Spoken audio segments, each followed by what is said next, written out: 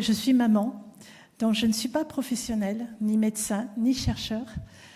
Je suis juste une maman qui s'est trouvée confrontée à un enfant différent, qui en a élevé 2 avant, et qui avait celui-là s'est dit, mais comment je vais faire pour l'élever, en fait. Et c'est vrai qu'en tant que parent, comme a dit Muriel tout à l'heure, finalement, ces enfants-là, moi je pense que j'ai jamais autant réfléchi qu'avec lui, voilà.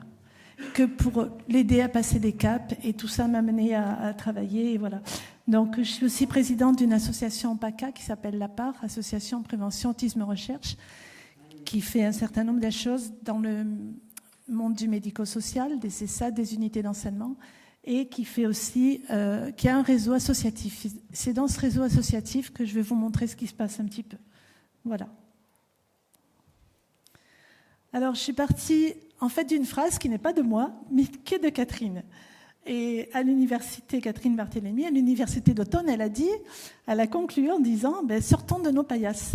Et cette phrase, elle m'est restée parce que je pense qu'avec nos jeunes, avec autisme, il faut effectivement que la recherche aille sur le terrain et qu'on sorte aussi des labos et qu'on sorte de ça. Et je suis partie de constats que j'ai fait avec mon fils quand il était très petit, pour vous faire ce topo. Et en fait, la psychiatrie me disait, votre fils, il a envie de rien. Il peut rien, il a envie de rien. Et un jour, j'ai dit, mais vous savez, on l'emmène au ski. Et la psychiatre a écrit sur mon note, elle a écrit, la maman dit que Rémi skie. Voilà. Donc, on en était là. Et puis, je me suis dit, voilà. Moi, voilà ce que je voyais, en fait. Je voyais mon Rémi descendre l'escalier de la maison. Et puis, il allait chercher son vélo. Et je me disais, il a envie de rien? Si, parce qu'il descend l'escalier pour aller chercher son vélo. Alors même s'il avait des petites roulettes qu'on a pu enlever bien après, bien sûr, mais il y avait cette intentionnalité, et c'est ça qui m'intéressait. C'était pas tant qu'il apprenne à faire du vélo, mais il y avait cette intentionnalité d'aller chercher son vélo. Donc il y avait une envie derrière, il y avait quelque chose de possible avec cette envie.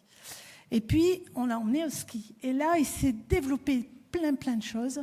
Et j'ai pris cet exemple, j'aurais pu le faire sur plein d'autres sports, mais là j'ai pris l'exemple du ski et je me suis dit, mon Rémi pouvait sortir de la maison à 3 ans en pyjama, en plein hiver, il faisait -6, il sortait, on aurait dit qu'il ne craignait pas le froid.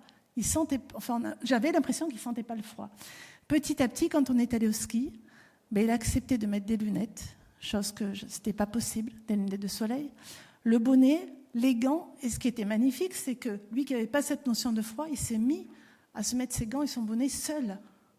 Je me suis dit, voilà, sur toutes les notions de proprioception, ça lui a apporté quelque chose. C'est l'environnement qui a fait qu'on a gagné dans cette qualité de proprioception.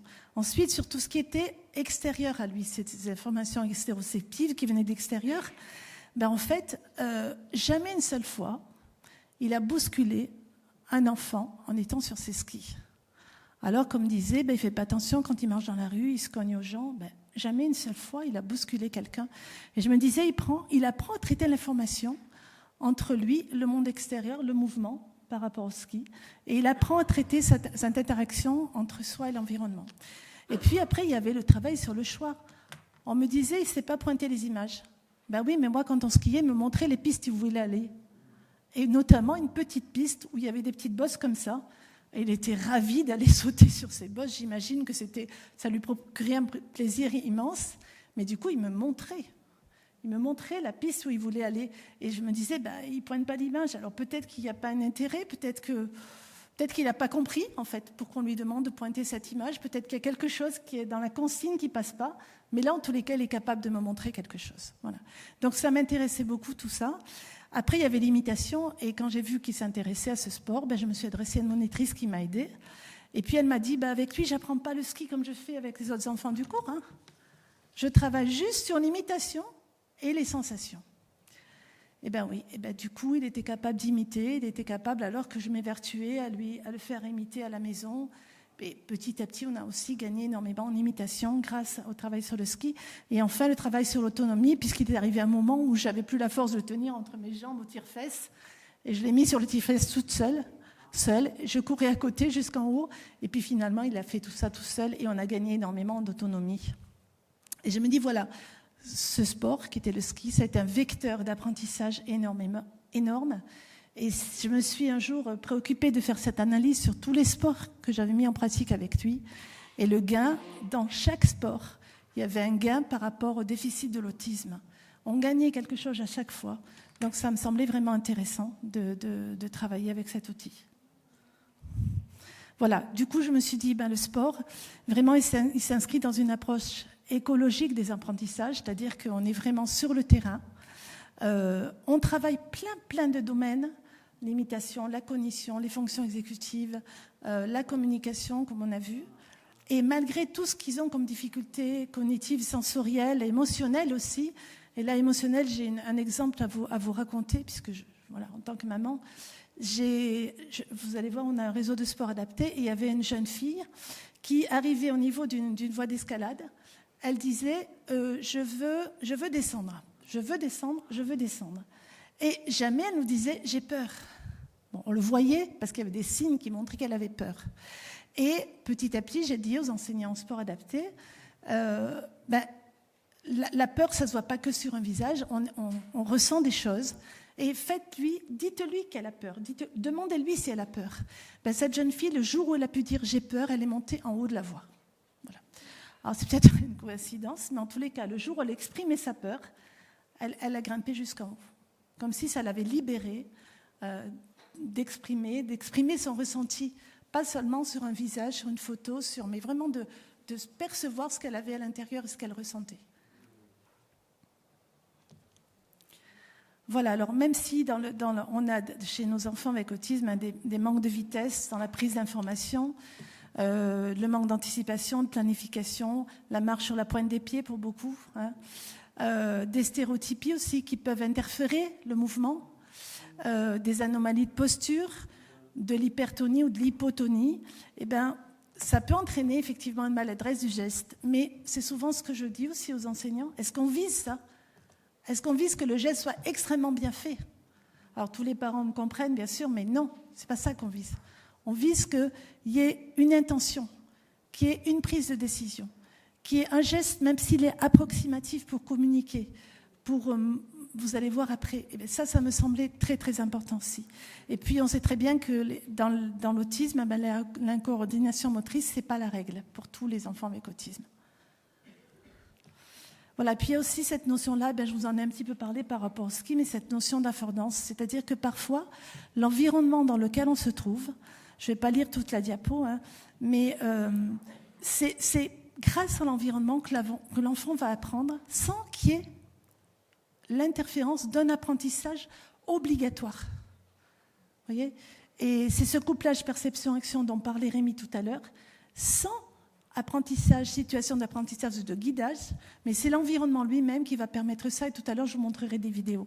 Donc je vais un petit peu vite. Donc quand on est avec des enfants, il faut prendre l'environnement en compte en matière de bruit, de lumière, d'émotion, si c'est un environnement qui va être prévisible pour lui, et comment on va jouer tout ça et arriver à choisir le sport qui va le mieux lui convenir et l'environnement qu'on va adapter et qui va le mieux lui convenir. Voilà. Et prendre en compte aussi tout ce qui est caractère des actions motrices, c'est-à-dire est-ce que c'est des actions de coopération, d'opposition, est-ce que c'est des actions solo, comme le ski par exemple. Et malgré que ce sont des actions solo comme le ski, ça nous a quand même permis de skier en famille. Voilà, et c'est pas négligeable. Ou des actions de coopération entre les gens. Où est-ce que notre personne avec autisme, elle va le mieux se situer ? Qu'est-ce qui va le plus lui apporter, le plus lui servir ? Est-ce que c'est l'apprentissage ou est-ce que c'est juste du bien-être ? Je vous montrerai une vidéo tout à l'heure. Voilà, c'était ce temps d'analyse un petit peu. Est-ce qu'on est dans un environnement qui est prévisible ? Par exemple, sur une voie d'escalade en salle, c'est tout à fait prévisible pour un enfant. Alors, il faut tenir compte de son appréhension de la hauteur, mais c'est un environnement qui est prévisible et qui va lui permettre d'avancer. Est-ce qu'il y a un temps d'anticipation, de réaction qui est libre ou est-ce qu'il est contraint ? Si vous jouez au football, par exemple, c'est contraint parce qu'il faut aller chercher le ballon. Par contre, il y a des sports où c'est libre, Voilà, si vous mettez un parcours moteur, l'enfant va le faire à son rythme. Si vous êtes en roller, c'est libre, l'enfant va le faire à son rythme. On parlait tout à l'heure de ça, de laisser le temps. Vous allez voir sur des vidéos. Le contact, par exemple, si on travaille du judo, on ne va pas tout de suite peut-être s'agripper. On va d'abord travailler le contact, la poussée, l'éloignement, la proximité, pour que les choses se passent bien. On ne va pas tout de suite obliger un enfant à être empoigné comme ça, parce que c'est trop violent pour lui, s'il a du mal déjà à supporter le contact sur lui-même ou sur sa peau. Voilà. Et puis après, il y a les notions de hasard, de compétition. La compétition, c'est quelque chose qui peut les mettre très très mal. Moi, j'ai beaucoup de parents qui sont venus me dire qu'ils étaient en club et qu'ils avaient retiré leur enfant, même quand ce sont des enfants avec autisme de très bon niveau cognitif, parce qu'en fait, la compétition, pour eux, c'était une pression insupportable. Voilà. Et ils viennent pour pratiquer, mais dans de meilleures conditions. Alors bon, je me suis beaucoup appuyée sur le livre d'un monsieur dont je voulais vous citer le nom quand même, qui s'appelle Christian Alain, qui a écrit un livre qui s'appelle Le sport et l'autisme. Je vous conseille vraiment de le lire, toutes ces notions y sont. Et il a fait une analyse des sports, et je vous les ai un petit peu mis comme ça, alors je ne vais pas tout vous lire, mais enfin, il y a des sports qui sont très compatibles, d'autres moins, mais qu'on peut adapter. Par exemple, les sports de raquettes, on va plutôt choisir du badminton qui va moins vite que du ping-pong, parce qu'il y a la notion du mouvement rapide qui est très compliquée pour eux. Et puis des sports collectifs qui vont être moins favorables, mais malgré tout à l'heure, je vais vous montrer une vidéo d'une action de foot, où si on adapte, ça devient possible. Voilà.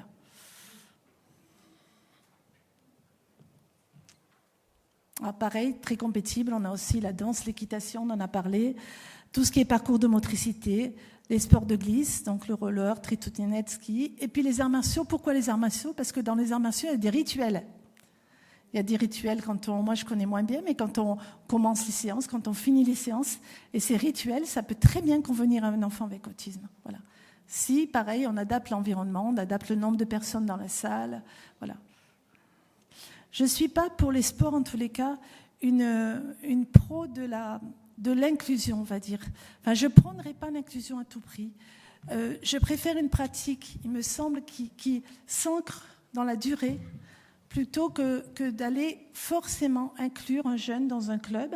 Si ça peut se faire avec les conditions appropriées, c'est très bien. Mais si il n'y a pas les conditions qu'il faut, il vaut mieux faire une pratique en dehors et qui apporte vraiment à la personne. Donc l'activité physique, ça c'est la description de l'OMS. Hein. Ça c'est, alors je remercie Rémi, parce que comme enseignant, j'ai des jeunes qui sont issus de sa filière STAPS. Ça passe à l'université du sport de la faculté des sciences du sport de Lumini. C'est eux qui ont fait cette petite partie du PowerPoint.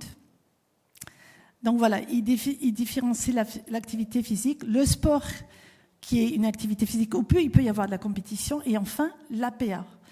Et on disait, l'APA, c'est vraiment une activité physique et sportive modulable, adaptable en fonction du public et des caractéristiques du public. Et ce A de APA, de adapter, il est extrêmement intéressant. Bon, on l'a vu depuis ce matin, mais c'est souvent ce que je dis aux étudiants. Quand je lis, par exemple, j'en parlais avec Rémi, des rapports de L2, de L3, je me dis, mais où est-ce que tu as mis le A de adapter? Parce que c'est ça qu'il faut pour nos enfants. C'est vraiment adapter la pratique. Et à partir du moment où on adapte la pratique, on peut faire énormément avec eux. Bon, je vais un peu vite. Et donc, nous, on l'utilise. Et j'ai osé un jour dire, l'outil sport, je dis l'outil sport, je considère que c'est un vecteur d'apprentissage et que ça peut être un outil thérapeutique en complément d'autres prises en charge. Ça ne va pas tout faire, bien entendu, mais ça peut être un outil vraiment thérapeutique à mon sens. Voilà, nous, ce qu'on fait donc, dans mon association, on a créé donc, ce réseau APA avec des jeunes professionnels issus de la licence STAPS ou du master STAPS. Donc, on apporte une prise en charge complémentaire à des prises en charge existantes, mais surtout, on travaille avec les familles. C'est-à-dire qu'on ne va pas dire on a piscine le soir de 18h à 19h. Non, on leur envoie un questionnaire. Quels sont vos besoins? Votre enfant, il est libre le mardi après-midi parce qu'il n'a ni l'école, ni l'hôpital de jour, ni l'IME. C'est là qu'on va essayer de mettre le sport, parce que c'est là qu'il y a un vrai besoin pour la famille. Donc, on tient compte des disponibilités, comme ça, des enfants, des activités que la famille pense le plus adaptées, puis après, nous aussi, justement, on adapte. Du lieu, le lieu, c'est tout simplement parce que, étant famille, j'ai eu à faire des fois 1h30 de route pour trouver un sport adapté pour mon fils. Et je me suis dit non, c'est pas ça qui va favoriser l'ancrage dans la pratique. C'est vraiment aller au plus proche des domiciles des familles. Et c'est ce qu'on essaye de faire. Voilà. Se rapprocher pour que ça perdure dans le temps. L'activité physique, à mon sens, elle a du sens, il me semble, seulement si dans le temps, on arrive à faire progresser les choses. Et on sait qu'avec nos enfants, ce n'est pas le jour même qu'on va avoir une réponse. Parfois, on leur montre un exercice et il n'y en a pas de réponse. Et puis 3 mois après, on a la réponse alors qu'on ne s'y attendait pas. Et ils nous montrent qu'ils savent le faire. Ils l'ont dans leur tête intégré lentement, mais ils nous montrent à ce moment-là, ça ressort. Ça ressort 3 mois, des fois 6 mois après. Donc, avec ce temps, et si on fait ça sur la longueur, on arrive à de belles choses avec eux. Voilà, donc c'est les bénéfices, ce qu'on fait. On fait un projet personnalisé, on tient compte de leurs besoins. On libère bien entendu du temps en famille, on essaie de ne pas faire des séances trop courtes d'1 heure. Parfois, quand c'est un enfant seul, on le prend 2 heures. Quand c'est un groupe, on peut aller jusqu'à 3 heures. On fait 2 prises en charge sportives dans les 3 heures, avec un temps de goûter, un temps de repos, un laps de temps entre 2 activités où on peut se déplacer. On adapte et voilà, et on essaie d'être au plus proche des familles. Voilà, donc je vous l'ai dit, on a 1 à 3 heures de prise en charge, 1 à 2 activités choisies avec les familles, au plus proche d'elles. On évalue ce qu'on fait. Et avec des professionnels diplômés en APA, et ça me semble quand même important, parce qu'on ne peut pas faire ça quand même avec un professionnel qui n'est pas du tout formé. Après, on essaye, nous, de compléter, d'apporter aussi de la formation sur l'autisme, mais on prend des professionnels issus de cette filière STAPS. Et vous parliez d'encadrement de 1 pour 1, on s'est rendu compte que oui, c'était comme ça qu'on avait les meilleurs résultats. Et puis aussi qu'on prenait le moins de risques. Je pense à un petit groupe qu'on a le mercredi avec lequel on va en piscine. Je me suis souvent dit que si j'avais pas un encadrement de 1 pour 1, on en noyait un au passage. Parce que c'était voilà, parce qu'il se laisse couler sous l'eau. Il faut vraiment qu'on ait une personne avec un jeune pour que ça fonctionne. Alors ça, c'est un exemple de grille d'évaluation. Vous n'allez pas tout lire, mais voilà. Par exemple, pour le vélo, connaissance du vélo, on s'y connaît les freins, s'y connaît tout ça, le contrôle, l'équilibre, la circulation, puisqu'on va dehors, et savoir freiner, par exemple. Et on évalue tout ça à 3 temps de l'année de prise en charge pour savoir quels sont les gains. Et on avait complété par la grille de l'ECA, du professeur Lelord et Catherine Barthélémy, où on a choisi quelques items, pas tous bien sûr sur la grille, mais qui pouvaient correspondre au sport pour savoir comment on agissait sur les déficits de l'autisme. C'est-à-dire, est-ce qu'on avait des progrès dans la communication, dans l'attention conjointe, dans la coordination en cours manuel et tout ça. Voilà. Donc on a un certain nombre d'activités qu'on propose aux jeunes. Et voilà ce qu'on a comme bénéfice. On a vu énormément de bénéfices dans la concentration, dans l'attention conjointe. Et l'attention conjointe, c'est un élément qui permet, comme dans la tâche de Pong, tout à l'heure, je pensais à ça, je me disais, cette tâche, finalement, pour 2 personnes qui ne parlent pas, ça serait intéressant de voir comment ils peuvent collaborer. Et là, dans le sport, on a beaucoup ces éléments d'attention conjointe qui se mettent en place. Dans les bénéfices sociaux, bien sûr, là, le groupe, la prise en compte d'autrui, et puis aussi un élément qui est hyper important, c'est la confiance en soi, qui se développe par le sport. Voilà. Je vais vous montrer des vidéos. Et la persévérance. Alors, quand on dit que nos enfants, ils n'initient pas, je vais vous montrer des vidéos où vraiment ils sont très persévérants quand ils ont un but, mais un but qui leur plaît et qui leur convient. Voilà, donc sur le terrain, je vais tous les mettre, voilà. Ce qui est important, ce qui est fondamental, c'est d'aménager l'espace, de donner des consignes simples, des consignes courtes, d'adapter le langage, d'encourager, de valoriser, de ne pas attendre l'excellence du geste, de guider par tous les moyens qu'on a de disposition, physique, visuel, verbal, d'adapter le matériel et même d'adapter le temps d'une séance. Parce que parfois, ça peut durer, un exercice, il peut durer 5 minutes, parfois, il peut durer un quart d'heure. On adapte en permanence. Voilà. Et on fait très attention à tous les stimuli extérieurs. Parce que ça peut même être dangereux. On a par exemple un jeune qui est très attiré par les voitures. Bon, ben voilà, on va pas le faire pratiquer. Si le stade, il y a juste le parking à côté, on va éviter. Voilà. Parce qu'il peut très bien sortir à vitesse grand V pour aller sur une voiture. Donc c'est important de prendre en compte tous les éléments de l'environnement qui peuvent être ou apporter, comme on a dit tout à l'heure, des choses positives ou des choses négatives. Face aux difficultés, je dis souvent aux enseignants sport adapté, on analyse le jeu, on supprime tous les dangers potentiels, on essaye de trouver l'élément déclencheur d'un trouble du comportement, on ne gronde pas, enfin on ne donne pas de punition, mais on essaie de calmer s'il y a un trouble, on essaie de calmer, d'isoler, de rassurer, et surtout on échange avec la personne quand c'est possible, mais surtout avec sa famille, voilà, après. Et c'est ce qu'on disait ce matin par rapport aux AVS. Tout ce qui a été dit ce matin m'a fait tilt à certains moments donnés de mon parcours, de choses que j'ai vécues. Oui, pourquoi on n'a pas le droit de parler à un AVS, je reviens à ça de ce matin. Alors que notre enfant il a mal dormi, on arrive à l'école, on ne peut pas dire à l'AVS, aujourd'hui faites attention, il n'est pas très bien, il a passé 4 heures réveillé. Voilà. Ça me semble des dimensions vraiment importantes, donc d'échanger avec les familles. Voilà, alors, si j'ai le temps encore, Catherine, je peux montrer les vidéos ? Voilà, alors là, c'est un petit peu l'évolution d'un petit bonhomme. Alors, c'est des vidéos très courtes, mais vous voyez, là, il a les petits trous. Alors, je passe à l'autre. Hop, il faut que je ferme celle-ci. Là, il est tenu. Et puis, quelques mois après, voilà. Là, il est sur son vélo tout seul. Bon, il n'est pas encore dans l'interaction complète avec l'enseignant.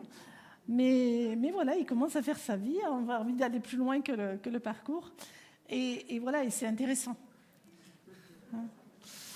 On continue, je vais vous en montrer d'autres. Alors, pourquoi ça ne veut plus descendre là ? Hop. Ah non, il faut que je... Voilà. Alors, un autre à rouleur. Vous voyez, ça commence de manière maladroite, donc... La jeune femme qui est là, qui est une étudiante de Rémy, elle encourage, elle accompagne, elle rassure. Et puis après, on arrive à ça. Voilà, il commence à être autonome avec ses rollers. Et voilà. Alors, il n'y a pas de son là, Paul, c'est normal, on ne peut pas avoir du son. Alors, je voulais vous montrer celle-ci aussi, de vidéo, si ça veut bien marcher. Alors, Ah si vous entendez là.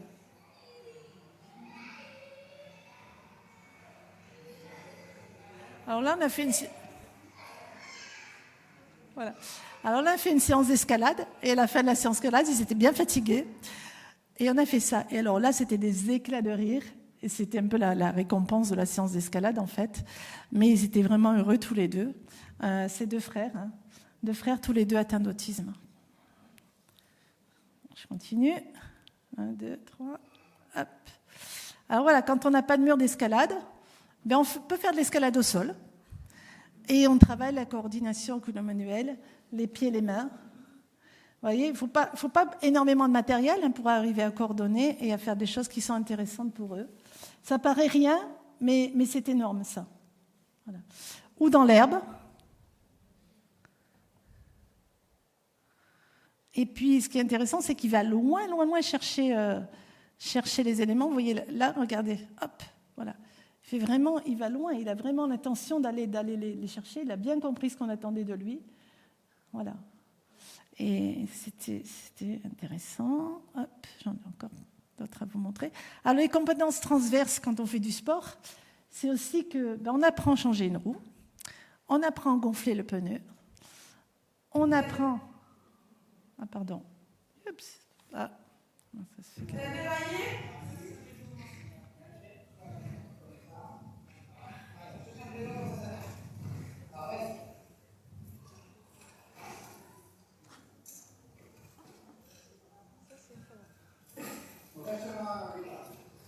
Ok. C'est bien. Ça y est, monsieur. Oh! Parfait, bravo!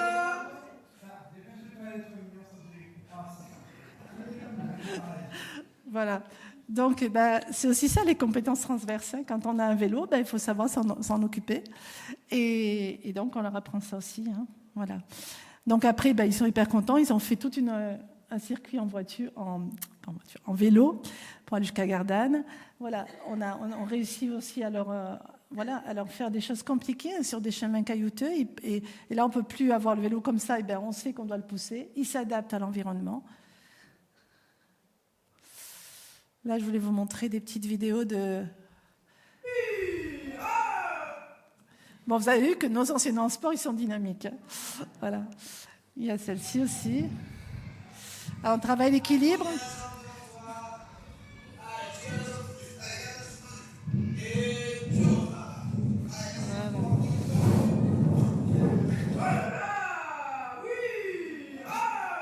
Bon, hop, on va changer. Alors là, on parlait de la fordance tout à l'heure.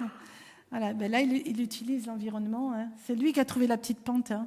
Bon, ça ne veut plus marcher. Ah si, voilà.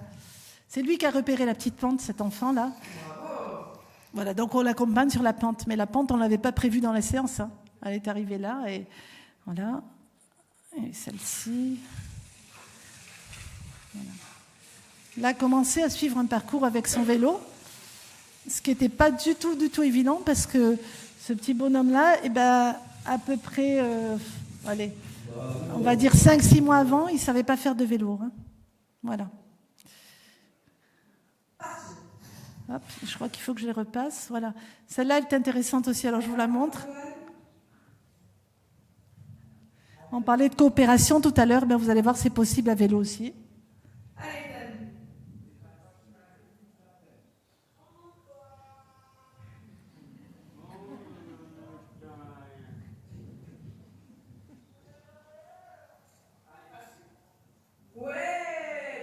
Voilà. Vous voyez, voilà, il se passe le relais à vélo, donc il y a une coopération entre tous les deux.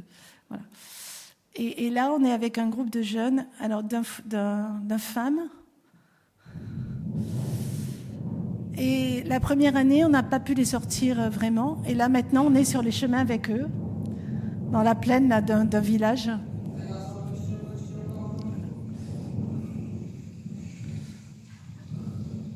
Voilà. Et ils trouvent beaucoup plus de plaisir à aller faire du vélo sur les chemins que de tourner dans la cour de leur établissement. Bon, il y a du vent à Cuges. Hein. Alors, je vous parlais du foot tout à l'heure. Alors voilà, on peut arriver à ça, si ça marche. Voilà. C'est du foot adapté, hein. C'est du foot quand même. Ouais. Voilà. On parlait du Pong, hein, de l'anticipation. À chaque fois, il avance, il anticipe, il rattrape. Il est dans la coordination avec celui qui lui lance la balle. Voilà. Et c'était pas gagné d'avance. Et là, ce sont des jeunes du foyer de tout à l'heure qu'on a emmenés en escalade. Et là, ce que je voudrais montrer, c'est que si on leur laisse le temps de faire, ils y arrivent.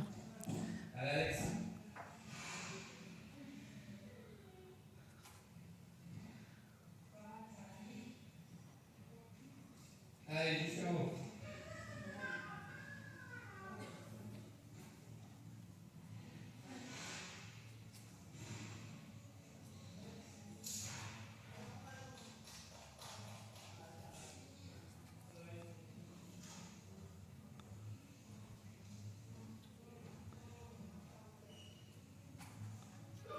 Allez, encore. Bien, ça. Voilà, encore celui-ci, vous allez voir, mais là, il y a vraiment la notion du temps. Lui, il faut vraiment lui laisser du temps. Mais, voilà, ça vaut le coup quand même que vous la voyez, celle-ci, parce que...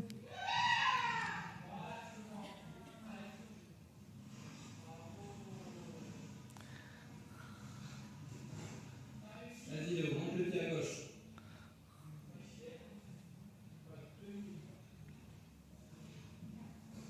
Alors, ce qui est intéressant de voir, c'est que, bon, il n'a pas forcément, l'enseignant en APA, il n'a peut-être pas vérifié s'il connaissait la droite et la gauche, mais il développe ses propres stratégies pour y arriver. Et c'est ça qui semble intéressant dans ça. Allez, plus haut, on attrape plus haut avec les mains. Et là, il va bloquer, mais si on lui laisse le temps, il va y arriver. Allez, monte le pied gauche. Vous allez voir, ça va prendre un petit moment. Pied droit. Léo, monte le pied. Monte le pied. Allez, là, monte. Tiens ta main là. Léo, vas-y. Vas-y, monte, monte, monte, monte. Vas-y, plus haut. La main à droite, là-haut. Plus haut, Léo. Allez, Léo, monte la main. Léo, monte la main. Oui, très bien. Maintenant, le pied. Tu peux monter le pied, Léo. Allez, plus haut le pied, Léo. Monte le pied, Léo. Allez, Léo, on monte le second pied. Et voilà, voilà. Vous voyez, ça a été long, mais c'est reparti.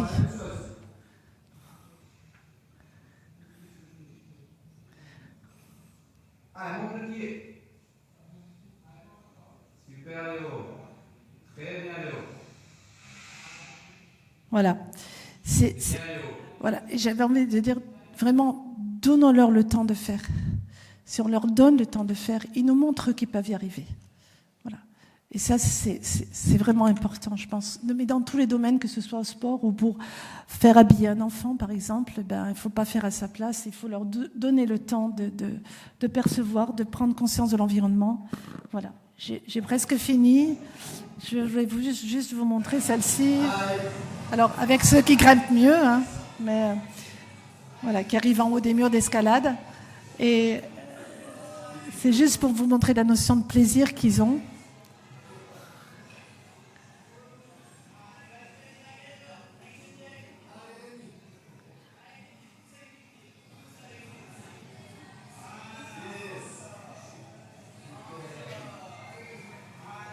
Et voilà, là. Voilà, vous voyez? Donc, victoire, j'y suis arrivée. Et moi, ça m'émeut beaucoup quand je vois toutes ces choses-là. Parce que je me dis, nos enfants, finalement, c'est eux qui nous montrent des choses. Et voilà, là, c'est un enfant, ben, vous l'avez vu tout à l'heure, à tricycle, c'est pas un enfant, c'est un adulte, hein, toujours sur les chemins. Même avec un tricycle, on peut aller dehors. Pas obligé de rester dans une cour. Hein. Donc, je passe. Là, c'est un jeune qui... il a plutôt un bon niveau, mais pour vous montrer qu'avec peu de matériel, finalement, ben voilà, c'est ce qu'il voulait, lui. Lui, il a choisi de faire du renforcement musculaire. Donc, notre enseignant en APA, il lui a fait faire du renforcement musculaire, voilà, sans pour autant aller dans une salle.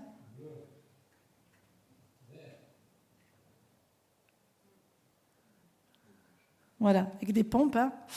Et celle-là avec un... Voilà. Il a dit, moi je veux être musclé. Tu veux être musclé? Ben on va te muscler. Voilà. Et il le fait très bien. Hein. Il s'applique. Voilà. Et enfin, je voulais finir par celle-ci, parce que je suis une maman et je resterai une maman de mon enfant avec autisme toute ma vie. Ben voilà. Il a envie de rien, il veut rien. Et là, il est en train de grimper en tête dans le massif des Calanques à Marseille. Voilà. Je résiste pas à l'envie de montrer ça.